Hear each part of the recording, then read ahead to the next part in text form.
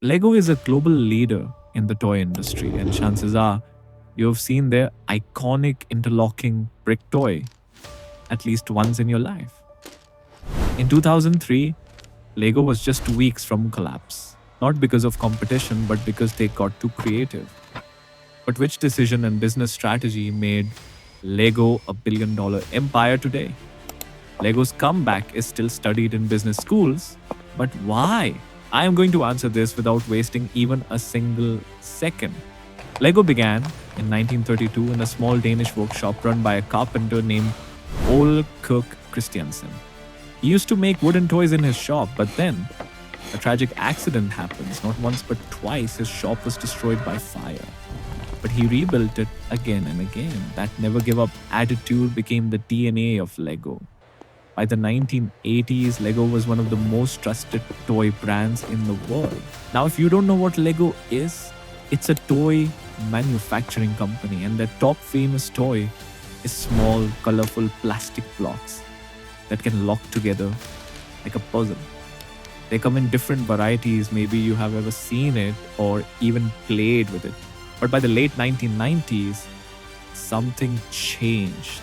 Video games were exploding. Leaders of this company started to make Lego clothes, theme parks, watches, and video games. They spent millions expanding too fast, creating thousands of new products. You may think that was a nice decision by the CEO of Lego, but in 2003, they were losing $1 million every day.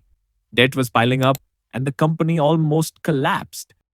In desperation, they fired their CEO and cut 1,000 jobs. That was a tragic downfall. The world watched, expecting the end of a toy empire that had once seemed unstoppable. But in 2004, a new CEO named Jørgen Vig Knudstorp stepped in. And he wasn't a toy maker. He was a business strategist, and he pointed out the real problem. Instead of focusing on its simple building blocks that let kids use imagination, Lego tried to do everything: action figures, video games, clothes, even theme parks. But many of those products did not feel like LEGO anymore.